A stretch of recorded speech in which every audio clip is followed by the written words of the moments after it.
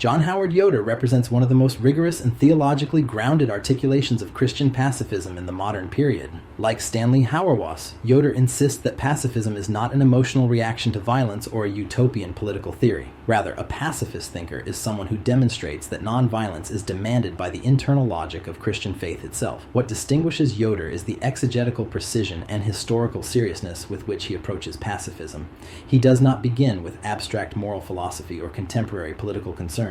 He begins with Jesus of Nazareth, asking a question that reshapes Christian ethics at its foundation. What if Jesus actually meant what he taught? And what if the church is meant to live that teaching rather than merely admire it? For Yoder, pacifism is not a secondary ethical stance. It is a hermeneutical conclusion drawn from the life and ministry of Jesus. 2. The politics of Jesus, reframing power and faithfulness. In The Politics of Jesus, Yoder makes a radical and carefully argued claim. Jesus' life constitutes a real political ethic, not a set of private spiritual ideals detached from social reality. Against the widespread assumption that Jesus avoided politics, Yoder argues that Jesus deliberately rejected dominant models of power and authority available in first-century Judea. Jesus' refusal to use violence, seize control, or mobilize armed resistance was not a temporary strategy forced upon him by circumstance. It was a chosen mode of obedience.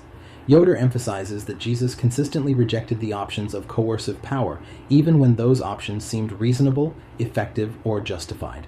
This is where Yoder decisively breaks with much of Christian ethical tradition. Rather than treating Jesus' nonviolence as an unattainable ideal later supplemented by just war reasoning, Yoder insists that Jesus' way of life is itself the normative model for Christian ethics.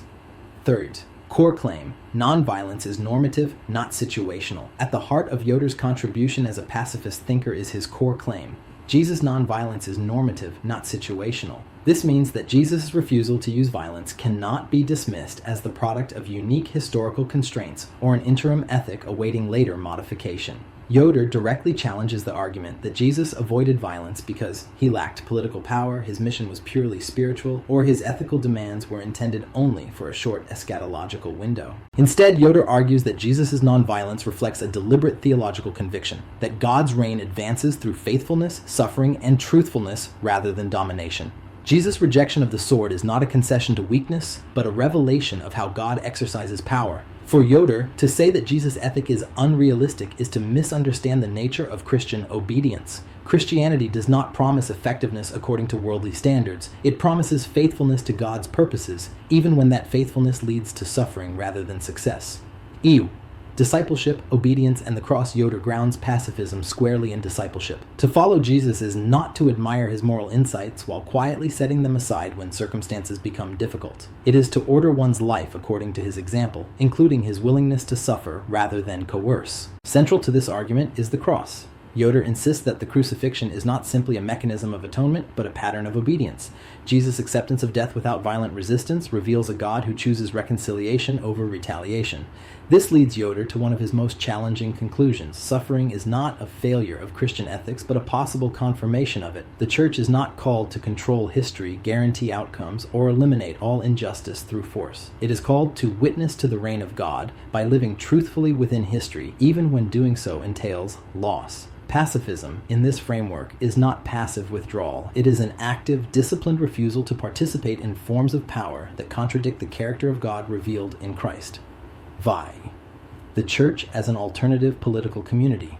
Yoder's pacifism is inseparable from his understanding of the church. Like Hauerwas, he rejects the idea that the church exists primarily to influence state policy or provide moral guidance to political rulers. Instead, the church is itself a political community, embodying an alternative vision of social life. This community practices reconciliation rather than retaliation, forgives enemies rather than destroying them, trusts God rather than forced to secure its future. Yoder argues that the church's refusal to use violence is not an abdication of responsibility, but a distinct form of political engagement. By living differently, the church exposes the contingency and moral fragility of violent systems. In this sense, pacifism is not a retreat from politics. It is a refusal to accept the state's definition of what counts as political realism. Sixth, impact on Anabaptist and Christian pacifist theology. The impact of John Howard Yoder on modern Christian ethics is profound. His work, Reshaped, Anabaptist theology, providing a robust intellectual defense of historic peace church commitments, ecumenical ethics, forcing non-Anabaptist traditions to re-examine long-standing assumptions about violence, contemporary pacifism, grounding nonviolence not in sentiment but in disciplined biblical interpretation. Yoder's influence extends well beyond Mennonite circles. His arguments have become unavoidable reference points in debates over just war theory, political theology, and Christian discipleship. Even critics of pacifism must now contend seriously with the claim that Jesus' life and teachings cannot be ethically sidelined. 7. Yoder as a model pacifist thinker. John Howard Yoder exemplifies the pacifist thinker by demonstrating that pacifism is not an optional Christian add-on, but a logical consequence of taking Jesus seriously. His work insists that theology must be accountable to Scripture, that ethics must be lived rather than theorized, and that faithfulness may demand suffering rather than control. Yoder does not ask whether nonviolence will succeed in reshaping global politics. He asks whether the church believes that obedience to Jesus is itself meaningful, even when it appears politically ineffective.